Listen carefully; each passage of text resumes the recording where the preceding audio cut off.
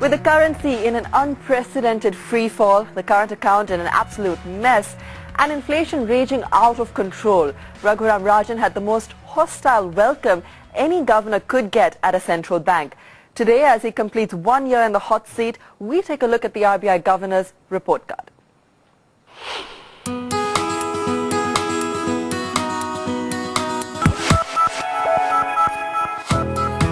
These are challenging times for the Indian economy, though no one can have any doubt about the country's promise. The government and the Reserve Bank are working together to address these challenges.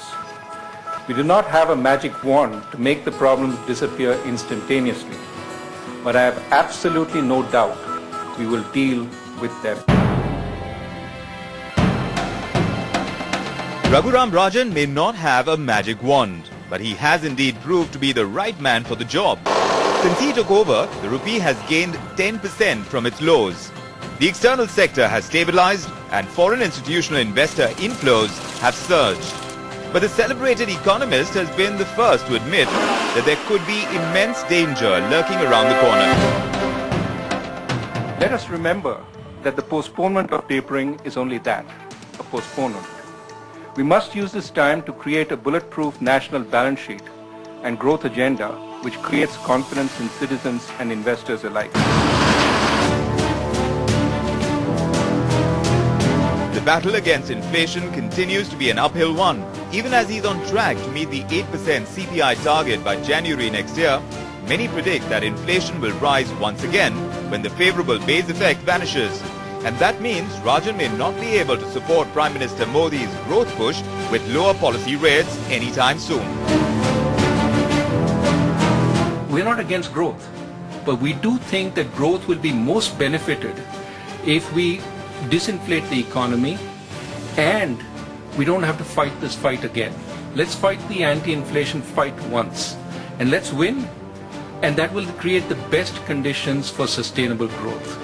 And I think the government, which has a long-term, a long horizon in mind, given that we just had elections, is on the same page, that let us bring inflation down. Of course, government has its role cut out.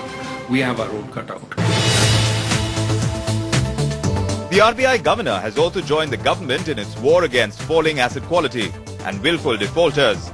Rajan has also made significant headway in developing the financial system by granting in-principle approval for banking licenses to IDFC and Bandhan Financial Services in April. Bureau Report, Bloomberg TV India. All right, to discuss the RBI governor's big hits and misses in the past year, I'm being joined this morning by Jim O'Neill, former chairman at Goldman Sachs AMC and columnist at Bloomberg View, Shyamala Gopinath, former deputy governor at the RBI, Sanjeev Sanya, global strategist at Deutsche Bank AG, and Tamara Henderson, economist at Bloomberg. I will also be joined by a team of reporters, Saloni Shukla and Agam Vakil. Saloni, let me come to you first. You've been tracking the governor closely since he joined office last year.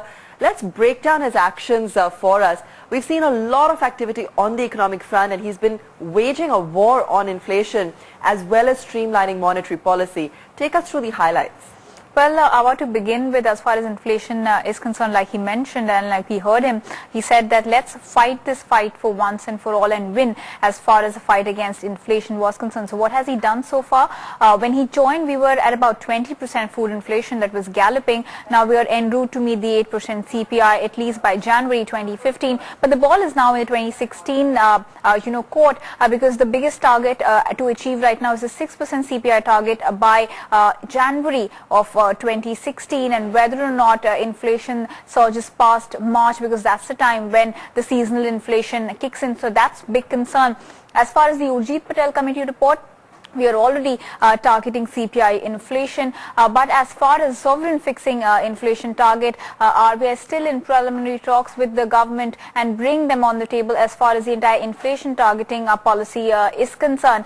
So that is largely on what he has done on the inflation front. He stood his ground when corporates and the markets have called in for rate cuts, and clearly saying that inflation remains his one key sole agenda. As far as fiscal consolidation is concerned, since the time he's joined, he's clearly asked the government and go ahead and put in place a plan for fiscal consolidation. Arun Jaitley has stuck with the 4.1% fiscal deficit target, and the commentary coming in from the RBI governor clearly is that the government has to focus on increasing revenues so that we are able to meet that 4.1% fiscal deficit target that the government has set for himself. So largely inflation being the key agenda, but like he mentions, he's not against growth, he's just fighting the inflation fight. All right, let me also bring in Jim O'Neill, former chairman at Goldman Sachs AMC and columnist at Bloomberg View; Shyamala Gopinath, former deputy governor at the RBI; Sanjeev Sanyal, global strategist at Deutsche Bank AG; and Tamara Henderson, economist at Bloomberg. Jim, let me come to you first. How would you rate Dr. Rajans' first year? How successful do you think he's been in stabilizing the external sector, the currency, and cracking down on worrying issues like bad loans? Well, it's very difficult to separate his influence from other influences on Indian markets, whether they be external or, of course, the excitement surrounding the new government led by Prime Minister Modi. But I think he's definitely played a positive role.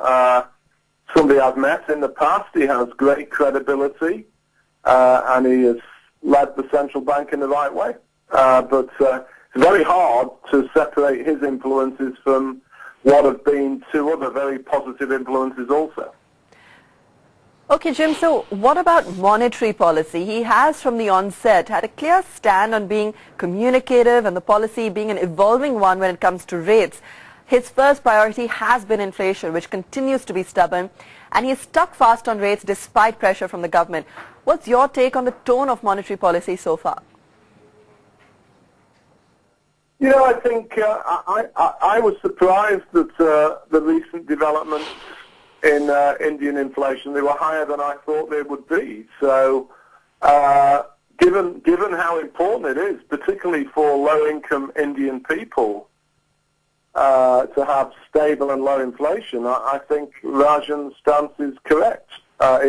It's unfortunate because it would be nice to see lower interest rates in India, but unless inflation can be reduced, which is partly why I say it would be good to give the central bank independence, full independence, I'm not sure there's anything else we should expect. I'm sure once he feels more comfortable about inflation coming down, we would see lower interest rates. But in the meantime, you have to be very cognizant of that. Ms. Gopinath, let me put that question to you as well. Increasingly, there has been a clamor for a rate cut, but the governor has stood his ground. Do you think to some extent he's been boxed into a corner? What more can the RBI really do at this point in order to tame the inflation monster? The way to handle this is to have a monetary policy framework that emphasizes on measures which will help, contain inflationary expectations. And it's not as if, the whole process is very mechanistic, and it's not that one has to react to every single inflation number that comes in. So in a way the RBI has approached the whole issue of managing inflation expectations and growth in a very balanced manner. And clearly it's not just interest rates that matter, because in an inflationary situation, higher interest rates will only lead to will at least contain some demand. There is need for both demand management at the same while dealing with supply pressures. So it cannot be that you deal with supply pressures and you have the answer to the problem of inflation, because supply measures do take time, and in the meanwhile it's important to also look at the demand. And it has been done in a very calibrated manner and by giving guidance to the market. So I don't think that it is just the monetary policy that is coming in the way of growth. Fair enough. Sanjeev, let me bring you in here as well. I also want to get a sense of, the target for inflation, how realistic you think that is, or how difficult you think it's going to be to bring it down. They're also looking at recommendations from the Urjit panel report on targeting CPI as the anchor inflation. Preliminary talks are on the right of the sovereign also to fix inflation. There are worries that inflation will inch up by early next year with the benefit of the base effect gone before it begins to come down. What are you anticipating in terms of inflation, and when we'll actually start to see that worry receding? I think Governor Rajan has done a fabulous job by keeping monetary policy tight. When he took office, you had the rupee weakening, inflation spiraling out, and growth slowing all at the same time.